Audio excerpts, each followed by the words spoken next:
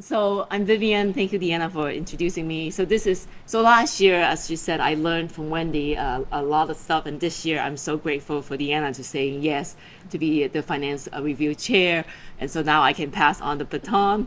And so this year we are, like a team to help you guys finish this very important part of the grant review process. So again, thank you all for signing up. This is a very key part. Not only you are representing a GRC, you are taking a extra time to help and look at the financials. So we really, really appreciate it. This is the agenda today. So I'm going to dive right into kind of what this group is about, FRC, right? So Financial Review Committee, our main objective, it really is to ensure the charities have acceptable financial strength. They have the capability, accountability, the process, and the track record to take our money. We are the guardianship of the money of all our members' donation, and we want to make sure that whoever we pass through for grant review committee to look at have that integrity, have that strong financial management to handle the grant money and be responsible for it. So that at the end of the day, that's it. So if it passed to us, they should be very strong. We should have faith in them using the money as intended. And if we feel that they don't, we do not pass it through, and then the GRC group is not wasting their time. So that really is number one. Now, so there's a few things that we do. Obviously, we will perform financial analysis. Today, we'll go through that process. I will walk you through the Excel worksheets and kind of the structure that we have to review. It's a very comprehensive process. We actually initially adopted it from the Austin impact group, and then have since then modified it. I made some changes, especially this year based on last year's experience to streamline. So we'll talk about that later. The number of non-for-profit that you might see, it could vary. Number one, it depends on how many applications we have, and it also depends on the specific areas that you're in. If we have an area that has a lot of application, we might have to move you guys around. So I just want to give you guys a heads up. But generally, we are trying to honor your preference of your nonprofit area that you're interested in. The conclusion of the FRC recommendations, so whether you say they pass through or not pass through, is going to go to the GRCs, and at the end of the day, it's a pass-fail, because the GRC is not going to get into the meat of what we analyze. They're not going to see the score that you have. They're not going to see the notes that you have. At the end of the day, it's the yes, they pass, or no, they don't pass. And the whole idea of us doing all the legwork is that they don't have to spend the time to do it. So there's many discussion even last few years on how much detail do we pass through, and so right now it's mainly pass fail, but you guys are serving on the GRC committee, so then you are also being able to pass on any additional information that might be helpful during the grant process that came after. But the initial answer is truly pass, no pass, and then it goes to the second process where whether or not they get to submit a full application. Yeah. Or actually, I'm not the full application. Whether they or not, GRC is going to review their full application for then potentially site visit. Now, one of the responsibility that I really hope that most of the FRC member can do is to make sure that they attend the site visit, as many as possible, because a lot of time the financial person is at the site visit. The non-for-profit financial person. So if there's any questions during your review, those are the best time to ask them. And a lot of time, the stuff that you're concerned about, they actually have a really great answer, or they dive into more rabbit holes and you go, no, this is a serious problem, much more serious than what you see on a piece of paper. So it goes both ways.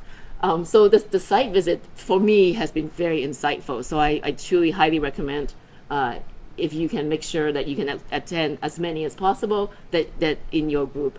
And then at the end of the day, like I said, because the GRC members are not going to see the review details, when you are sitting at the committee, the GRC committee, we're asking you to, in some sense, become the financial interpreter, the advisor, the specialist, lack of a better word, so that if somebody go, oh, this, what's the budget looking like, and or why are you concerned, or this seems weird, you can either satisfy their concern by saying, no, we look at this is okay, or yes, this is an issue, but we deem something that we will ask them at site visit. Various answer depends on what the issue is, but we are asking you all, since you look through the financials, you can potentially answer those questions. And don't feel like you have to. If you can answer the questions, make sure that you note it down. And during the site visit, let the CFO or the accountant or the controller answer it for you guys. But we do serve in that capacity in some way for the GRC because we have access and exposure to the financial number in advance. Cool? All right. No pressure, right? All right. All right. Before I go too far, I want to make sure that you all have filled out or disclose your conflict of interest. So if you serve on the board of the bank or some kind of relationship, because you are about to see some financial data that might not be otherwise been open to other people's eyes. So if you have a conflict of interest, I'm sure not only we want to know, I think the non-for-profit is interested in knowing as well. And so we definitely want that information disclosed to us so that we can make sure to protect everyone. Okay? So if you can do that, that would be great. Even if you think, it's kind of gray area, it's like a 3-step, is my son's daughter's company, or whatever it might be. If there's any questions, let me or Deanne know so that we can help you. Because it's always better to disclose than not, and after the fact. Yeah. All right. I think during the sign-up process, we have already done that, but I'm just making it a highlight. All right. So there's many calendars out there, believe me, but I picked the most important days that Deanne and I looked through, and we decided these are the days from the FRC standpoint you really ought to know, especially the red ones. But this is kind of a quick summary of all the key dates it's going to happen. Obviously, the portal has opened, and then the GRC is getting together to look at the LOI, which is step 1. You guys have been attending the GRC review, so you probably have a good sense of that structure. But right now, the portal is open for not-for-profit to submit the LOI. It's a very simplified form with some key information that we're asking. And I will touch on that a little bit in terms of what FRC is supposed to do in this process in just a minute. But that's open right now, and 2/16 is the day of the meeting that the GRC is getting together to go through the LOI. So make sure that it's in your calendar. And our specific FRC review process start on March 23rd. And so before that day or on that day, you would then have access to all the financial information that was submitted, the information that 990s or all the data that we're going to provide to you guys and worksheet that we're going to provide for you guys to do the review. So on or before that day, you'll get everything. But that's the day that where it started. So somewhere between that day and the 30th, I'm asking you to potentially block your calendar because I crazy schedule. So if I block it now, maybe I will have the 4 hours I intended to have to get some stuff done. Now the 30th is not the due date, but the 30th is what Deanna and I decided to do and open up a help desk. So this is a day we're going to host a Zoom meeting. You don't have to show up in person. You can just dial in. We literally are going to host a Q&A session. We probably going to open it up for an hour and a half to 2 hours. That's what we did last year. So you can dial in anytime during this time and just ask questions. I look through my report and it's missing this, or this doesn't line up with this. I'm missing something. Any questions you have during your review process, we're here to answer and to help. So that is a 1 week about from, I think March 23rd is a Thursday. So the 30th, 1 week from that Thursday, that's when the help desk session is available. So if you can take a look at what you've been assigned and come 1 week later, get your questions answered, you have another week to complete your review, and everything is due to us by the 9th. Now, we then will evaluate, compile, and also do one last review, and then our final decisions. Usually nothing really changes, but there is one of the gray is that I cannot make a decision, so the chair and the treasurer need to make a decision. So that's what we will probably have to look through. But last year, I remember, even after the due date, I still spent about 2.5 days looking through some of the stuff because there is a lot of questions that come in last minute. Because people review and they go, I'm not so sure about this, and then they did not make a recommendation, or they have outstanding questions that are out there. So this year, given potentially we might have equal number or more applications, I save about 5 days for Deanne and I to actually sort that through, so it won't be so last minute. But by this day, the 14th, our final decision is going to go to GRC, and that's when they're going to take it and then move it to the next phase. And here are the site visit dates that you probably should have in your GRC materials. Here's a final selection that's been made in our annual meeting where we vote. So this is sort of kind of high-level timeline, but the red is what we really need to know, and please kindly ask you to put it in your calendar. Any questions? Yeah, please. Even though we talked about blocking off some time starting on the 23rd of March, it doesn't mean you have to block off your entire week. But be sure, like a couple nights that week, you've blocked off a few hours here or a few hours there just to complete the work. And once we have all of the applications in, we'll know how many you'll be looking at. You may be reviewing just a couple, versus last year we had a much smaller group and they were reviewing a dozen, right? So it's definitely want to block off some time after the 23rd, but I didn't want anybody to get the impression that you had to take the week off work. And in general, we were talking about this too. I think every non-for-profit takes about an hour and a half to 2 hours. That would be a fair game to say. Just take the numbers, drop it in. Again, we'll walk through the process, and then you can get a gauge. So the LOI process. So Kristen, which is in the back there, you all know who she is, but she did a fabulous job, really, truly. I couldn't say more about how much work she has done to clean up and enhance and streamline the GRC process. And one thing that we've done changes to is the LOI process is even different than last year's LOI process, which the year before doesn't even exist. So, I mean, continued improvement. So this year LOI, there is a few things that is in the LOI application, and us as FRC members, I'm hoping that we can pay a little bit more attention to these things. Number one, there are 3 questions specifically about financial numbers. It's going to ask about the revenue. That one is more to determine which grant bucket they fit in. Are they an impact grant or are they an Inspire grant? So that's more of a bucket allocation. But we're also going to ask them about the income, the last 3-year income, and give you a gauge of the trend. Now, you won't have more data than just a number, but it give you some trend. We did ask them if it's trending bad or whatnot, give some explanation of why. So that is a data point that you will have. We also asked them about related party transaction. This is a concern that we have in the past. In fact, if they do have a related party transaction, they are almost automatically disqualified. And a related party transaction could be they have a board member who gave them a lot of money, so there's a payback to them, or they are related to another organization where majority of the funding come from this one organization, and this money is going to flow back to them. So in some sense, our grant is really not granting to this organization. So there's just, when there's related parties, it becomes a big concern. And usually at the end of the day, when you're looking at so many organizations and you have this glaring concern, they almost automatically drop off. So you waste all this time evaluating them, and you're like, okay, high risk, dumped it.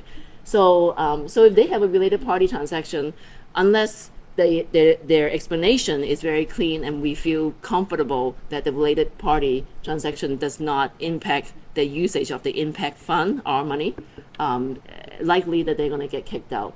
If they have 3 years of negative income and they don't have a really good explanation, very likely they're not going to make it in the final group as well. Because if we pass them through and there is, let's say, 10 applications and you have to get it down to 3, likely is they're not going to make it to the 3 because of their inability to at least stay balanced. Most non-for-profit, and I would say based on my own experience, I've managed a non-for-profit for over 10 years. And it is that we're not aiming to make money, right? Because that's the whole point of non-for-profit. But you should have a balanced budget, and you should have a little bit of surplus to create a positive cash flow. So if you have 3 years of keep dipping it in, hopefully you have a good reason. And that's why we ask them to explain. But if their reason is really not a good one, generally they end up in the bottom of the pile, and so wasting all that money time later, you're going to drop them off anyway. So that's why we ask this question in advance to help narrow the group in the LOI stage. So these are things I would love for you guys to look closer. There is also a budget form that we have asked them to turn in. So they have this, portal form they fill in with all these bucket boxes, and then they have a 990. They have a form for registration as a non-for-profit, so that we know that they qualified. And then the last form they need to turn in is the budget form. This budget form is not about the organization budget, but it's about the project.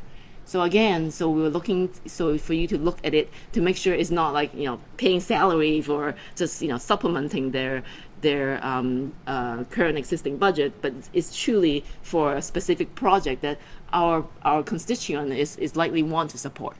So that's an important data point that often get overlooked. So we're asking the finance committee to take a little closer look at that. Partnership on the proposed program. Sometimes they would engage a third party, either for-profit, non-for-profit, or another grant applicants, maybe that they are coming together to work on a project together, and that's totally okay. But that is usually a flag to make sure that the process they put in place to make sure that the funding is used, the responsibility, and how things are managed is laid out properly. Because the last thing you want is dirtiness of who is responsible for paying who, and now who is actually receiving the money and who is spending the money. So that is something that would raise a red flag. It's not a bad thing. We encourage them to collaborate, but the process needs to be in place to just make things clean. And then the last thing is the other support. Sometimes, the project might be only happen because, I don't know, the hospital is going to have this such program. But if the hospital has a major decision of shutting down at any time they want, now our money is at risk of never actually achieving the goal because the decision is not at the organization level. So I'm just giving you an example. So there are many situations where other support can affect the ability for the organization to execute the program. So again, something for you guys to kind of take a closer look, or at least flag for the GRC group to say, hey, this might be a concern. Let's ask the questions at the site visit. Any questions on the LOI process? There's obviously other information coming through the LOI stage, and I know the GRC has a lot of good information and process out there about that too. But again, going back to here on February 16, that's where the LOI review is going to happen. So thank you for representing FRC and taking a close look at this for us. Appreciate it. All right.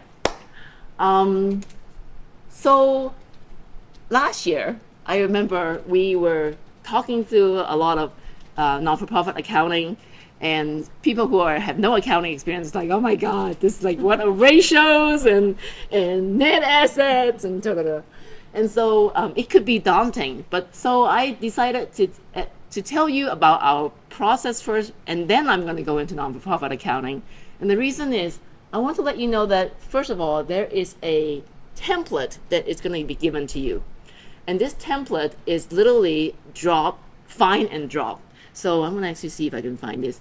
So this is it's very small, but we actually ask you to drop the numbers in. We actually tell you, find it on the 990 on part 1, line 98. So if you have done a tax return before, your own tax return, literally we're telling you which line to go find it.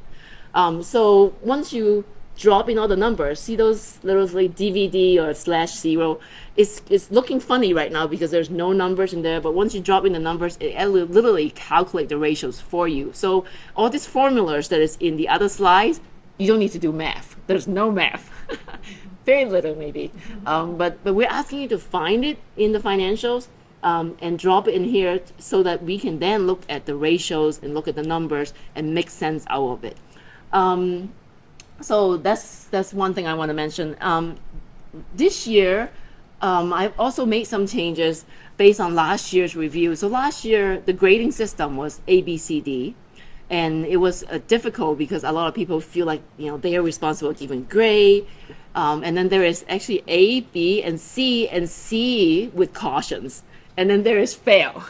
So a lot of people end up with C with cautions because they feel like there is something that they're not sitting it right, but then they put that grade.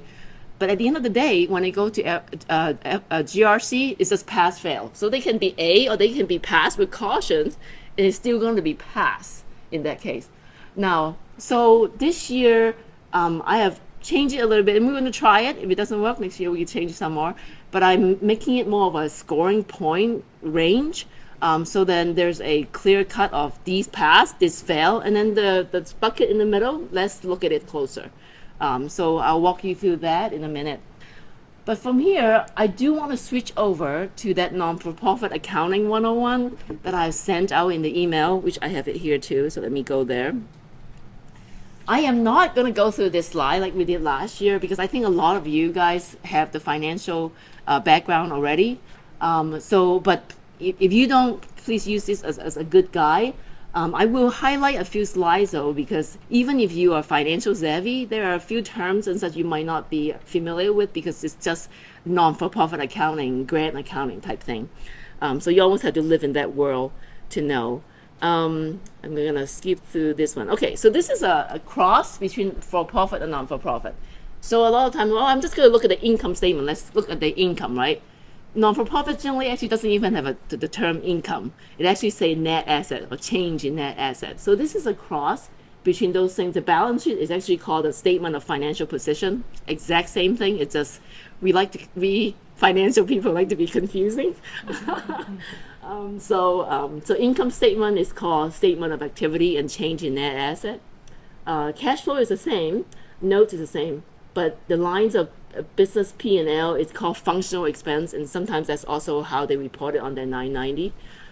So here are just some terms that could change. So if you're very familiar with the for-profit world, and you're like, oh, I'm going to go look at what they have, and you're like, can't find any of these stuff, it's because the names in the non-for-profit world is a little different. Let me pass to here. This is just an example of what a balance sheet look like. But I do want to go here. So these are the major category in their income statement, aka statement of activities. So a lot of time you would see their income would be contribution, donations kind of flow. So I would encourage you to pay a little bit attention of where they're getting their money. If there is a concentration of money getting from one source, is a little bit of a concern because that source walked out, they are in a lot of trouble. So that's the one thing about that. And they are asked to provide 3 years of financials, so you can also see year to year what they rely on. So if they're a high grant reliant people, but their grant is consistently coming in, that's okay. But if they're spiking kind of things, then you want to make sure their structure is sustainable to obtain different kind of sources year over year. Salary usually is the biggest expense. Any organization usually you see at the minimum 60 to 70% salary. It's pretty typical. It's also concerning sometimes because that's where a lot of time they want to take the money from a grant and or allocate salary expense to the grant budget because that's where the most money is needed. So just keep that in mind because if they want to hire people as in a grant, usually I get a little bit worried because this grant is supposed to be aimed for 2 years, right? We're funding them for 2 years. You hire somebody for 2 years, you either find additional money to keep them or you have to fire them. So if they're adding a permanent budget line, then I would want to find out if they actually have a plan to sustain this person long term, or they're going to just make clear, hey, this is a 2-year contract. So that's something that usually if their budget for the program have a salary line, I just pay a little bit more attention to that. Change in net asset, like I talked about earlier, that is the definition of net income. And so depends on how the organization present it, but you would see it as unrestricted, temporary restricted, and permanently restricted. And what that generally means, like in very high level terms, unrestricted is when the donor gave the money and just say, hey, ABC, non-for-profit, here it is. Use it however you like. There's no restriction. If it's temporary restriction, usually say, hey, I only want you to use it for scholarship for your kids. or housing for your new recruit, whatever it might be, they have to put it in that temporary restricted bucket. And until they spend the money in accordance to the donor wishes, it then be released to unrestricted and then get spent out. Permanent restricted, most common ones is endowment. So, and that's one thing I want to kind of caution you guys. When you look at their balance sheet, somebody might have a lot of money, but the money are all sitting, the asset is all sitting in permanent restricted, and you look at the financial footnote and they say endowment, they really can't use it because usually they have an endowment spending policy. And so they might have $500,000 sitting around, but their allocation might be only 2%. And so, 2% of $500,000 is not as much as you think. Can't even support one FTE. So they might look like they're rich on their balance sheet, but they don't have the operating fund to actually do what they need to be done. And that's why they need the additional money for operation spending, which our grant money is that kind of money, not permanently restricted, but more temporary restricted against, and the restriction would be against that project that they're submitting. Does that make sense? I'm throwing a lot of data this way. All right. All right, I'm going to keep going. Again, I'm not going to go through all the slides, but if you guys review it and you have questions, please do let me know. Let's see. I think I have one more I want to talk about in this. This one. So this is just a quick key things to look at when you look at financial statement. The timeliness. If they are June year end, and by now February, and they're still saying they're not having any preliminary financial statement for you, I would be a little concerned. If they're December year end, they're just wrapping it up. Okay, that makes sense. But so what information they can provide you and how last minute they are tells you how good their financial record is. Give you an insight at least.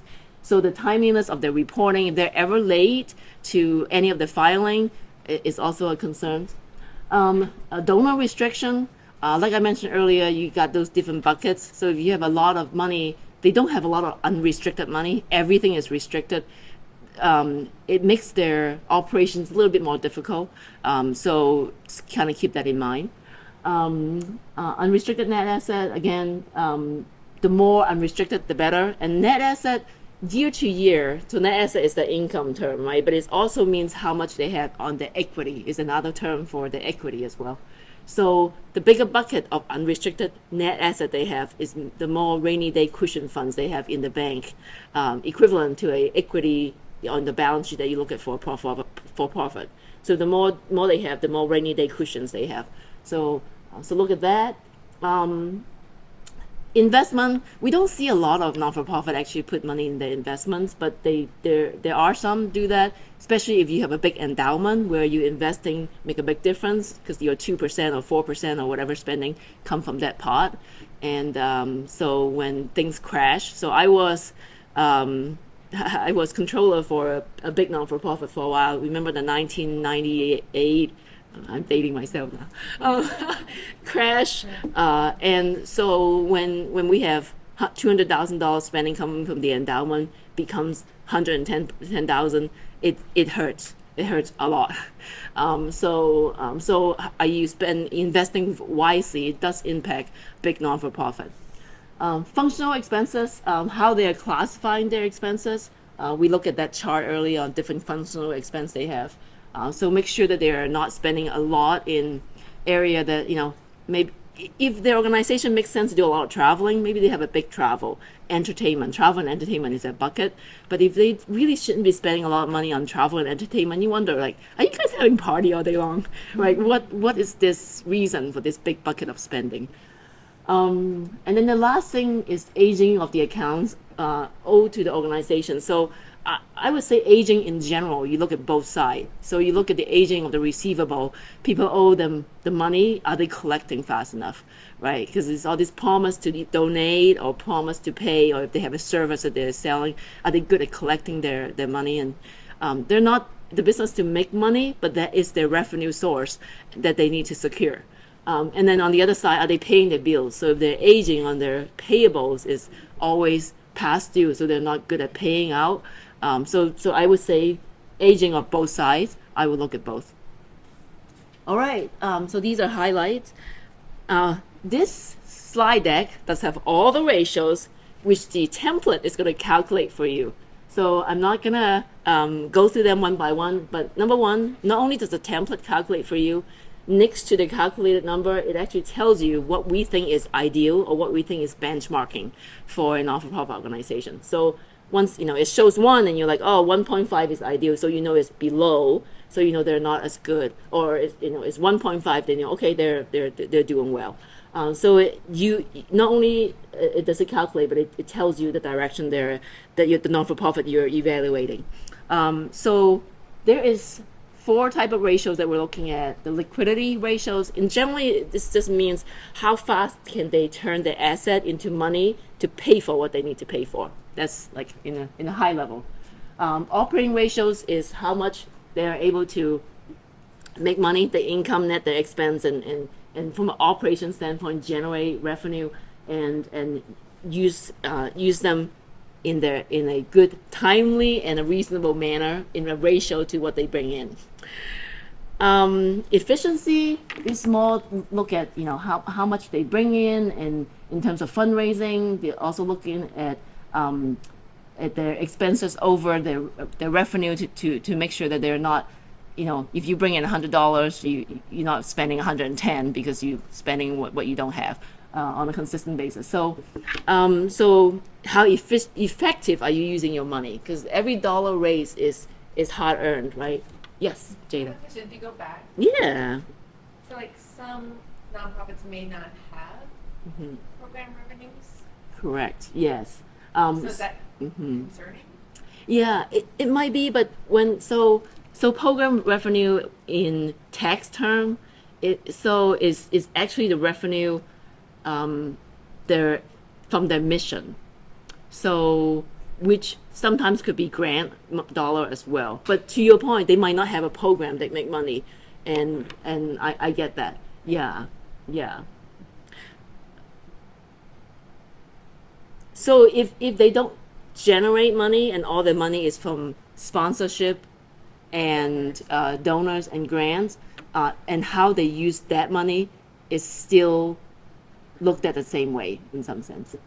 Yeah, but good point. So yeah, the terminology is important, but that's also why we specifically say pull this number from the 990 from this line. Then it will be as consistent as possible when you're looking at organization A against organization B. Okay, so then that ratios. Okay, so the last thing I want to highlight is that when you're given a set of financials, the numbers are important, the statements are important, but in the back, there's always footnotes. Those are actually my favorite because you get insight into the organization, what they're about, what they do, their breakdown of the receivable, the debt structure. If they have a related party, they must disclose it. If they have a going concern, they must disclose it. There are so many requirements on what they have to disclose. If you read it, you would actually know them so much more than what you can pull out from the numbers itself. And so in the past, we don't have, because our structure and our way of evaluating doesn't really include non-numbers thing, but I do encourage you, if they turn in an annual report that has notes, please take a look at them, because there are a lot of stuff last year I found in there that I disqualify the organization, or vice versa. Because somebody would say, oh no, I'm going to disqualify, not recommend this thing because this group has no positive cash. And then I went and looked and I said, oh, this group raise a lot of money to pay off all their debt so that they can be debt free. Well, no wonder they have no cash. It's a good thing, right? So that's the kind of stuff that you would find in the back of the report. So spend some time on the notes. Again, I'm not going to go through all the notes there is there, but not every organization will have notes, but if they have an audited financial or review financial statement, generally there will be notes in the back. All right, so that's the Accounting 101. That's all I wanted to touch on this time for the interest of time. On the website too, Yes. if you guys need to refer to it. Yeah. On the category Right. For FRC, so you can tap into it. Indeed. Thank you, Deanna. All right, so I'm going to switch back. And I think I sent this version out in the email yesterday too, but we're going to, if we make any changes, the website, the portal version will be the most current. So back to this. So let me show you real quick the Excel version, right? I keep saying, hey, we have this template. Let's look at the template. Let's get excited about this is your delivery at the end of the day. You are to complete this Excel worksheet and turn it back in, and this is what we use to evaluate. So there is 3 tabs at the bottom. When you open up the worksheet, there's a tab called Evaluation Sheet, which is where everything gets summarized. There's a Data Sheet, and this is the tab where you actually drop your numbers in, and it does the automatic calculation for you. But you will be entering numbers in here, here, and here. So we ask each organization to give us at least 3 full years of financials. So this column B, C, and E is where those 3 full years is going to be dropped in. They might or might not have a preliminary of our current year, and like I mentioned, if they're December year end, they probably don't have December or 2022 financials ready. So you would be actually using the last 3 years 990s, which is totally okay because that's how we have done it in the past.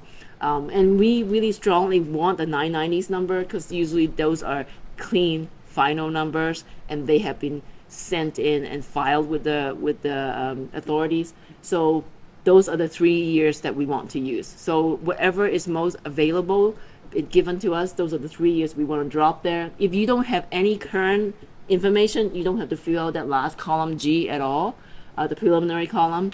But we have it here just so that you have that data to use for judgment later. So it kind of goes down, but every single line you can see, it tells you where to get it, where to get it, where to get it, where to get it. So if you come to a situation where you couldn't find something, let us know. But I think based on last year's process, this has been very helpful. So you should be able to find it pretty easy. So it goes down to about line 71. And so in a nutshell, you have about 60 numbers to drop in for every single fiscal year. So a little bit of find and complete in this data sheet. So once you put in the numbers, it will calculate the ratios. And here is the 3rd tab, summary of performances. This is all again, divided by 0 exclamation mark because there is no numbers in the other tab. But once that tab is done, none of these you need to do anything because it's just calculated. Now, what you do need to do, we're hoping that you would do, is over there, that red pinkish column, that's where we're going to ask you to actually now make your recommendation and make your judgment call, right? So I added a column called average last 3 reporting periods. So column G is the average of these 3. This 3 that has 990. This is the column that is the preliminary number that might or might not even exist, right? But it's there for you to look at anyway.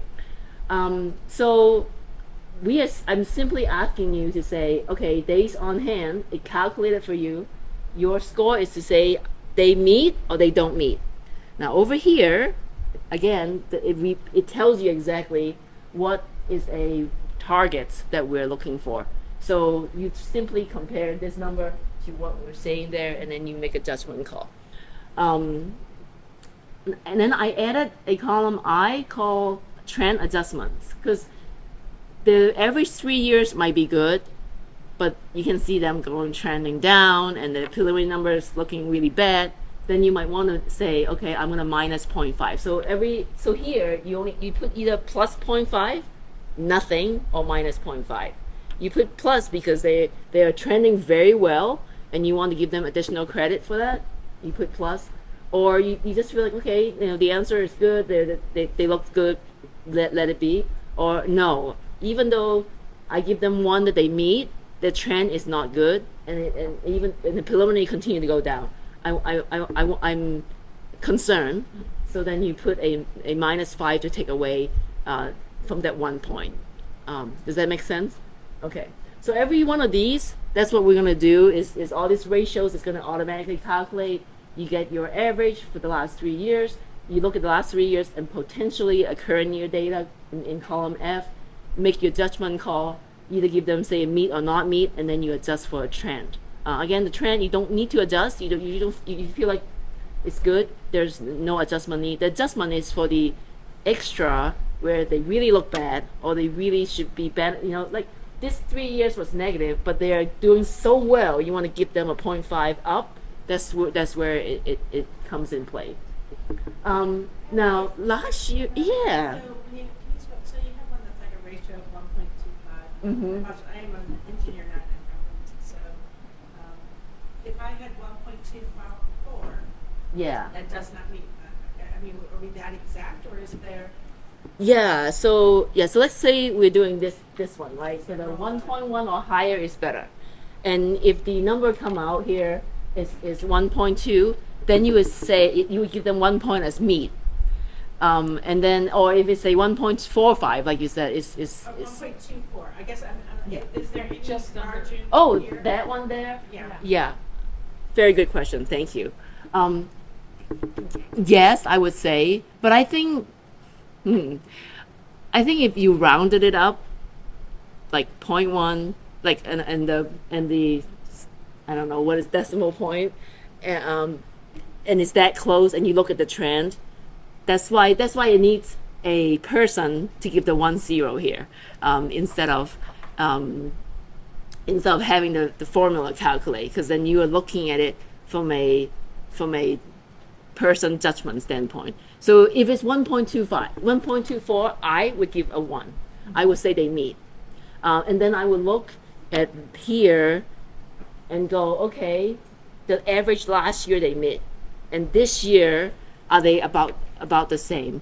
And if they're not, or if they're really bad, then I might take 0.5 off them because they're trending down and they barely meet it in the last 3 years. One other question: do we expect any trends because of COVID that have happened? Yeah. To see, man, it's great to everything to be doing great, but was businesses right had a big impact? So Yeah. is there any compensation for that?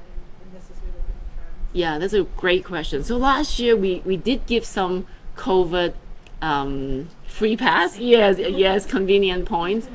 So we rounded up more than we normally did. But this is where I guess I'm a kind of rigid person. I personally, this is just really truly Vivian. Every business has their challenge, and these are ratios. So when your revenue is significantly reduced, a good organization is going to do everything to manage your expense to make sure that they can survive. And so if they're blamed it on COVID and they couldn't come out from it now that it's the second year and almost third year, I personally have some concern. Yeah, the first year where it's a shock to everyone, that makes sense. 2021 is starting to get really. 2022, I go, you need a plan, and so I think that's where I personally stand. But I mean, I defer to you all judgment to look at the organization as a whole, and each program is different. Some program truly is impacted. I used to be in the healthcare industry. All my sales rep goes into the hospital to sell the medical equipment, and every hospital closed the door. No sales rep for 4 months. And so for 4 months, my sales just was horrible. But that was and then so what we did is we pivoted to online, and all our training become online. But I guess my point is you need to adjust your business to match what's going on in the world. And so we did gave COVID pass and adjustments, but I think at some point how far it goes. Yeah. Sorry. I know I don't have a lot of sympathy. Like, yes. Yeah. Yeah. Yeah. Most of them have seen Yeah. and most of them have given them. Yes. So Yeah. it Mhm. makes sense. So it dipped, Yeah. Yeah. Right.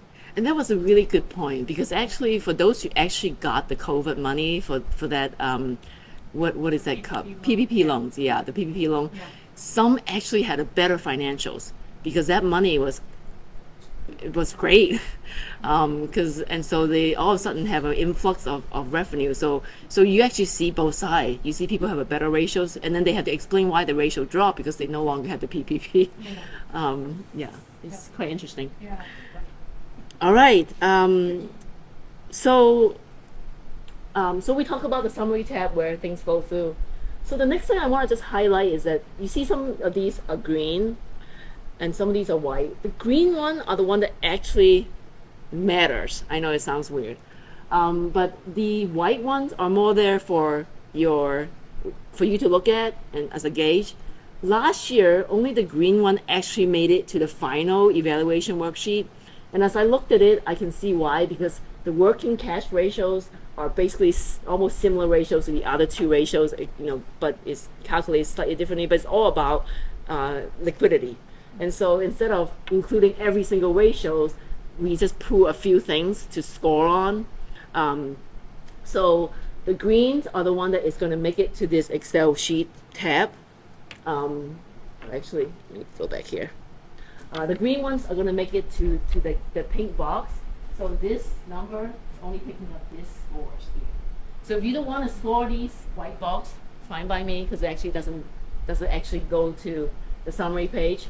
So at the end of the day, let's just say you give one here, and no adjustment. This would read 2. Okay.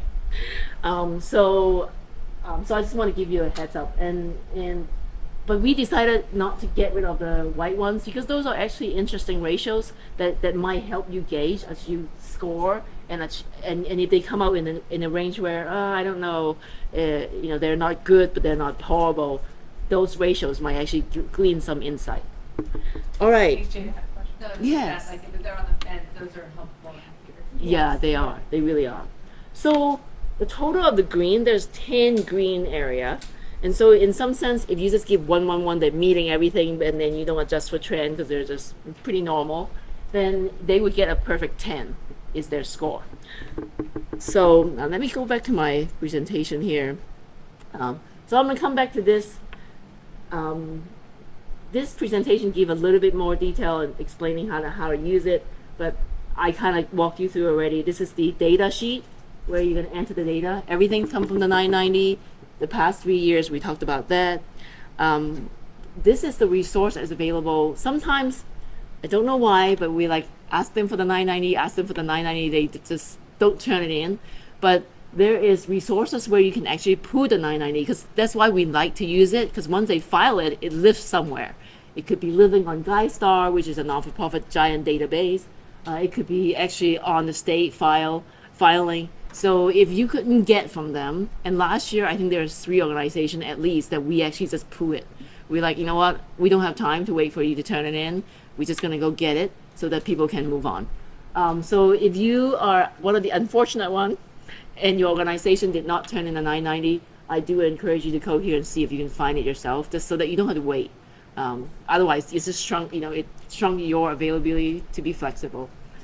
You said this is all publicly out Yeah, it's public. You don't need a password. No, yes, no subscription or anything. because it's nonprofit. You got it exactly. Yeah. All right. So once you fill that data worksheet, this sheet is the ratio scoring tab. We talked about the average and such. I talk about the green. So this just kind of repeat what I said. Now, again, I want to highlight this. Your score is not going to go anywhere other than within this group. You might talk among yourself how you're rating it, and so that there's some consistency. But at the end of the day, it's the pass fail that go beyond this group. So let's talk about the scoring. So I mentioned earlier, there's 10 category, 10 ratio that actually get passed through to scoring.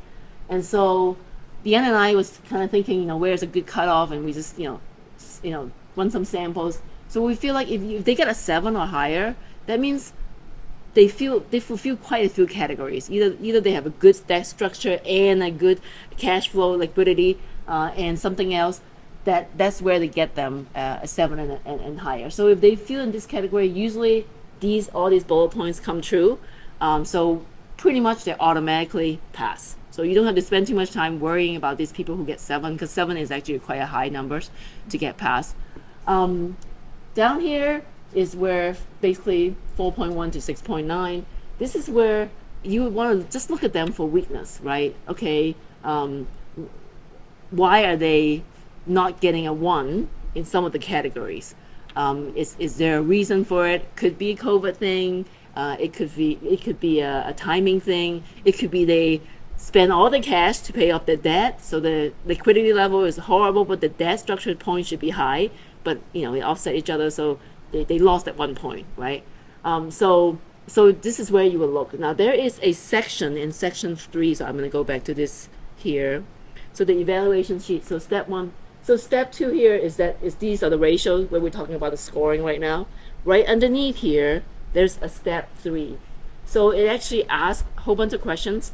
So if you ended up in this category where you're 4.1 to 6.9, you can use some of these questions to help you gauge whether or not you want to pass them or not. Because this is where we need your help. You're reading all the financial statement, you're reading the footnotes, you're getting a sense of how the reporting structure is. Are they putting good financial data together? Is the program lined up with what they do? All this stuff. You're going to look at it and then you're going to answer these questions. So if you have a lot of yes, that they're doing a good job, you probably want to push them through. But if there's a lot of no's and you feel like really there's a reason why they only score 5 and there's just a lot of concerns, that's probably when you're going to say, you know what, I'm not comfortable. So these additional questions help you beyond that score to look at the group. So coming back to here, so this is the group that where you want to look a little bit more. Now, if they're less than 4, honestly, if you score less than 4, you have some issues. Your net income just keep being negative. You're spending more than you bring in. You had high debt. Is 2 of the 3 things that I talked about that cost you. Because otherwise, if you have a couple good numbers, it's pretty hard to score below 4. It's ratios, it's numbers. And so if you're below 4, there is genuine concerns there. So you don't really have to spend too much time, is what I'm saying, to just say, you know what, sorry, and plus, even if there is more to look at, again, we are comparing non-for-profit with their peers.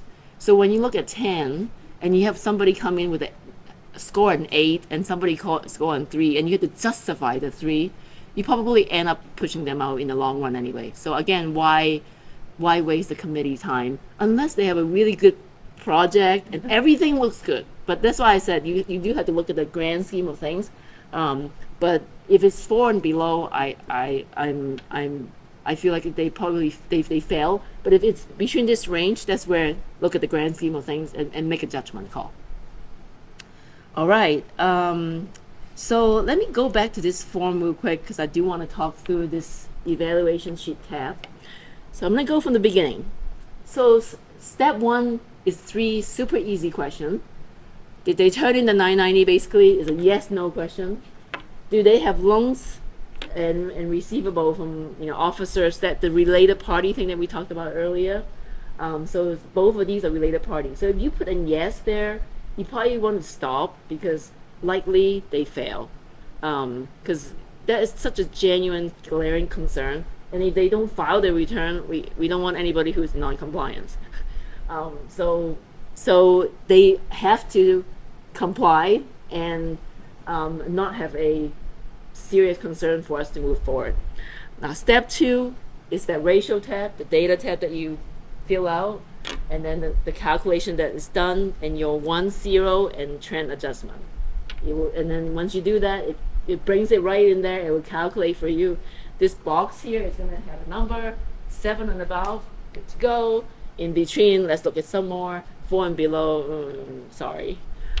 Okay, step 3, if you're in that range of 4.1 to 6.9, let's go through this and ask yourself some questions as you look through the organization to just get a good feeling. Do you really want to pass them?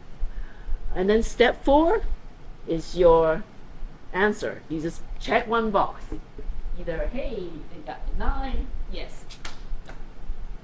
Or they are they score a 3 and they really don't look good, no, check that box. If you are stuck, and there are people who got stuck last year, where either they don't have enough information because they didn't turn in 90. They gave us some financials, but it was every year is different. Like they couldn't even get the trend. It's just all kinds of difficulty. And you look at them and you still don't feel like you have either enough information to do it, or they see a footnote and there's a giant concern, or the program seems weird with their budgeting, doesn't line up with their organization finance. So you would then flag this box and give us some notes, and we will then take a deeper dive into it to help make a final call. Because we're not going to force anyone to say yes, no, because I understand sometimes making a decision could be hard because you don't feel like you have enough information. So if you're in that situation, it's okay. Check that box, and Deanne and I will take the responsibility of making the decision at the end. This box, to the other Deanna's point of view, it's great. Whoever left notes for me last year, thank you. She did. Because it's impossible for us to read the 30-some packages. And so if we were ever had to go in to look at consistency or to make an additional call on whatever thing it might be, these notes really help us get a better understanding of what unique stuff that was being reviewed and concerns that has come out during your consideration. So it's not required, but if you can put notes here, I think it will help you as well. Because a lot of people, you look through here during early March, and then your site visit is another month out. So that by the time you go out and the final decision that you sit around the table to make the judgment call, these notes might come in super handy for yourself. And if you ever need somebody to step in for you, and there's life happens, right? Maybe somebody get married and you have to go be their bridesmaid. Don't know what it is. And somebody else have to step in your shoe. This really helped them as well. So if you can give us some notes, especially if they're a 9 and 10, that's pretty easy case. But if you are in that range and you decided to pass them or not pass them, that notes are really going to help somebody else and yourself in the future. So not required, but welcome. All right, so this is the form. Again, this is the only delivery. Yes, Kristen.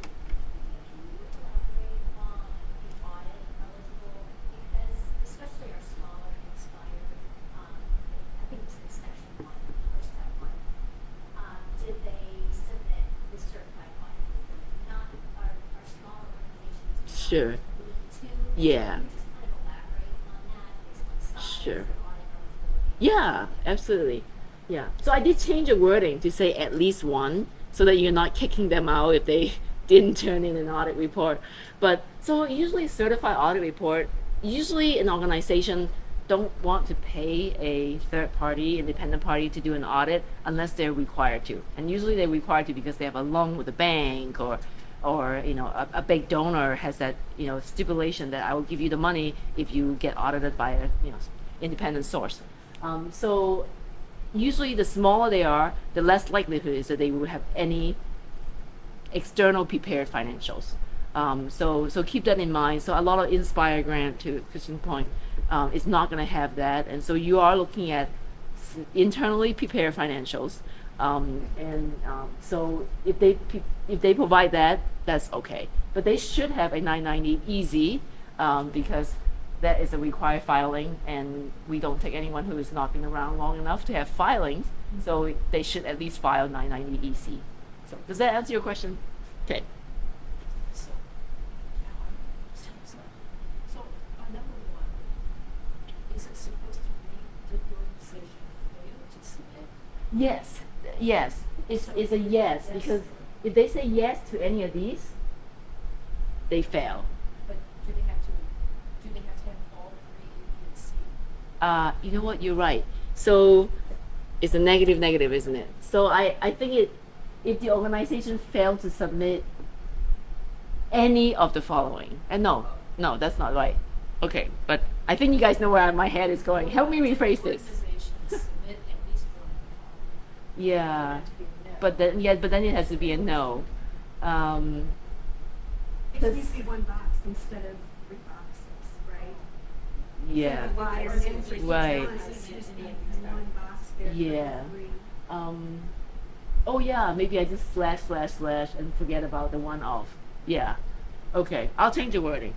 So it should read if the organization failed to submit, and then instead of ABC, it would just be a slash. They fail to submit all three of these, Yeah, I guess. If they submit one, they're okay. they're okay. But if they fail to submit all three of them. Yes, yes, I know. And that seems so simple, right? you- It's like- Change it to. It used to be down here. If one is no, and two is yes, and three, and there's four. Yeah. And I was sort of reading it, so I was trying to change it so that if you say yes to these, but now I realize my wording, this double negative, is not working. So, but basically, it is saying if you fail to submit, then it qualifies as a disqualification. Yes. So maybe just so I understand, so you're looking for them to submit at least one of those. At least one, yes. So that we have. Correct. Yeah, because we need a validation of an external source that have their reporting information. Yes. So I guess I have a question, because I noticed that the website has that Oh, the guide form. star, yeah. So they didn't give it to me, but I go get it, Mm-hmm. Yeah. and then told me yes. Then I would say we check the box because technically they did file. Okay. Yeah, but that's a good question as well. So I'm gonna change this. Yeah, I'm gonna change his wording. But thank you for pointing it out. It's confusing right now, especially for those who are not gonna be in this room. These organizations are getting trained year after year to submit the 990. I feel it's gonna be very few, if any, that you Yeah. can't get the 990, or that they won't Right. submit it. Yeah. Because they've been well trained on the process. Right. Okay, but that was a great question. Yeah, I definitely need to change the wording. But hopefully, at least this group know what I'm trying to do. Yes, ma'am. Do the nonprofits submit only one 990 per Yeah. application? So some agencies have multiple tax IDs and have to submit a 990 Yeah. for each one? Do they- Technically, the tax ID that is submitting for the grant, Yeah. that's For what we that need. project, Yeah. For whatever project. Correct. So sometimes that might be different than the consolidated financial statements Yes. that they're sending, Yeah. so that. Yeah. And actually, you brought up a really good point. It's not is in here, but I do want to address it. So sometimes the 990 on the application form is at this level or at this level. And if it's at this level, I highly recommend to see if you can get their financial at the subsidiary level. Because honestly, the subsidiary level, and lack of a better word, okay, this level, is the group that is actually spending our money and doing the program. And so we can get that information, because sometimes this group is just so big, but the allocation might not be coming here. So you're like, oh, they're like $2 million organization, they don't need our money. But this organization, this category, this here, might only be a $10,000 or $250,000 budget group. Yes. So if we do get the subsidiary or like lower level financials, Yeah. we would use those to populate the spreadsheet, or would you use the 990 Yeah. still? So that's a really good question. Usually when you get those, they're not in 990 format. Yeah. So I would still say use the 990 because even though they're here, technically, from an accounting standpoint, their accounting policy is driven by this same Yeah. process. So you're Large organizations, yes. healthy, Mhm. they're not gonna let the correct. They're not going to let them die and fail. Yeah. So there's still that parenting relationship. But I would definitely look at that and then look at their program budget and use it as a gauge, especially if they're in that range of iffy. Yeah. Thank you for asking that. On the LOI, the three things that are the financial, the revenue, and I think it was net income. Yeah, the net asset, change in net asset, which is net Yeah, income. Net income, Yeah. does it say change in net assets, because I forgot what it had net income. Right. Yeah. Oh, did it say something else? Is it net? I'm gonna find it. says on your. Oh, on the LOI. On the Ah, LOI. okay. Slide. Oh, you know what? Yeah, we maybe we want to change it, Christian, because I think I put that wording out from the LOI on the portal. Yeah, it's the LOI does say that. Yeah, It's, I mean, it's really easy Yeah, so maybe in parentheses, we can say, put change in that asset. Yeah. The non-for-profit, usually they know, but let's be consistent. But sometimes we have an internal operating income. Yeah. Just taking our program stuff. When you went through all of the revenues, the Yeah. one that you didn't put was change in market value. Oh, of yeah. investments. You did gain on sale of investment, but Right. for an agency that has a large endowment that has to Mhm. market to market, that has been a large driver of our P&L change from 2020 to 2021 to 2022. Sure. 2023, it's been driving large. That's a great change in point. the net Yeah. income and the change in net assets. Yeah, that's a great point. Typically, how many of the submissions were kicked out from this process, you know, percentage-wise? That's a good. I don't know the year before. I don't know if the two board member knows. Last year we kicked out 4 at the FRC process. So I can tell you last year. Between 10 and 15% is what really has been last year we had 39 for Then my other question is, for people, I'm new to this process, Lexi, is there somebody, as, I understand, like, finding everything, putting it in, but is there a way that we could maybe partner to listen to somebody as they do the assessments? It would be the same. Yeah. Yeah. So just And we I'm gonna talk- Deanne's gonna talk about that. We talk about our breakout committees, for each of the different grant categories. Okay. So I would recommend that we have, 6 per committee. So, yeah, 6, one committee has 7. So anyway, I'm definitely gonna advocate for people to partner up. And so if I have the ABC nonprofit, will anyone else evaluate the ABC nonprofit, or is it? Yeah, if you wanted to select a partner in your group, you could, work on it together, and you could be like, oh, I've got the 990 pulled up, or I'm looking at it, and somebody else could be doing the data entry while you're kind of looking at it. It might save some time and provide, that kind of reassurance that you're looking for right spots for the right information, rather than going solo,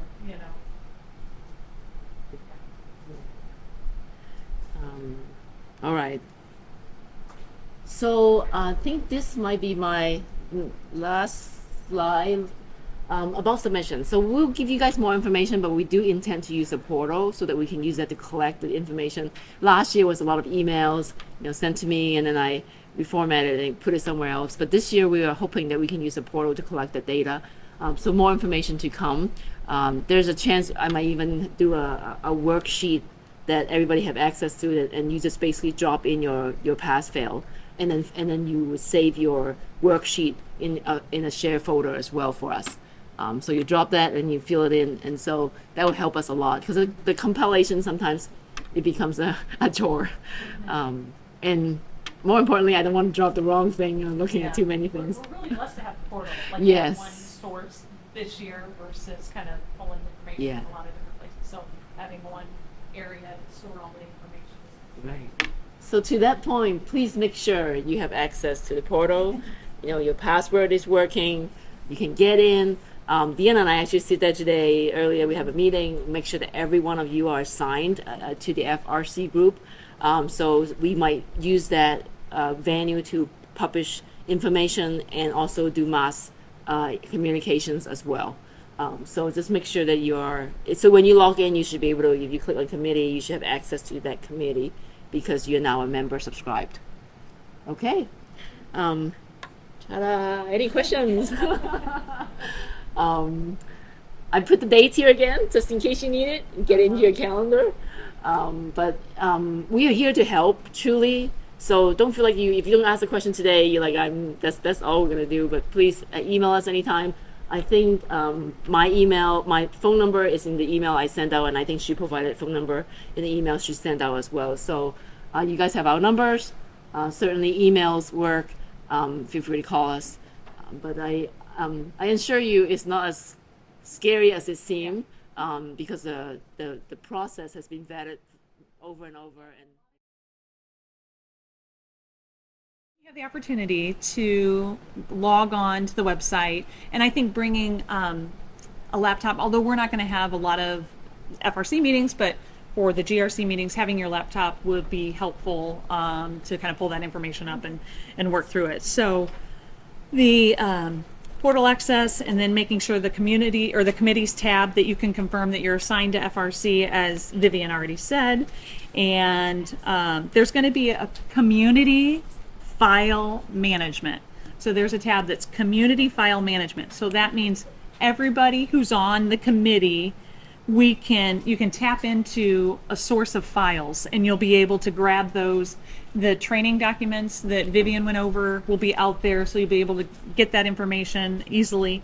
And then we're going to populate the files of all of the financial data for the different not-for-profit organizations. So those will be out there. All of the grant application, all of that information will be there. So just gonna say, with this being our first year using the portal and being new, there might be some hiccups. Anticipate that. We'll work through it. Just certainly report back if you're missing something. Maybe there's only half the data for an organization, but another organization you're working on and you have everything, then there may be a snag. So I'm just mentioning that, just have a little patience with us as we walk through it. But it's definitely going to be a really nice tool for us to be able to use the portal. In those committees that I have listed, I mean, that's our first go at it without knowing how many grant applications we'll have in each category. So thanks for being flexible. As Vivian mentioned, we might have to shuffle things around.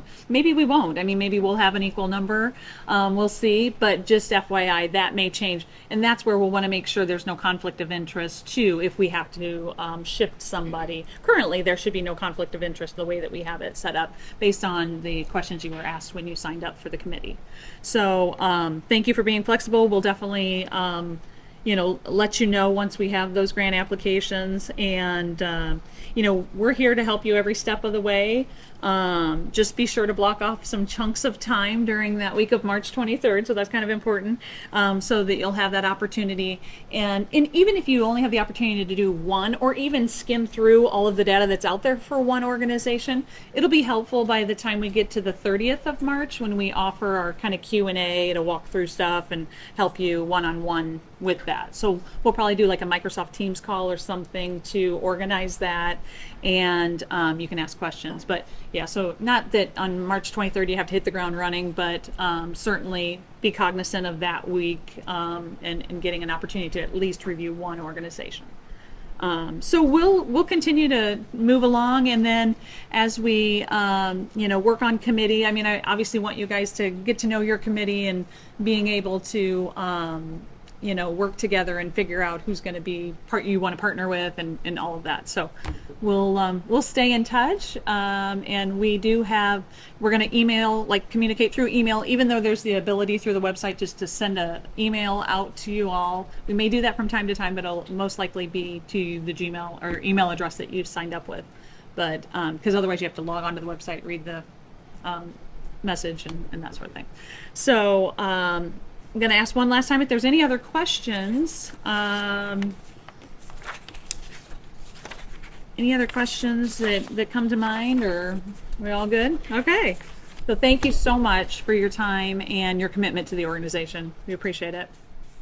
Thank you, Deanne. Yeah.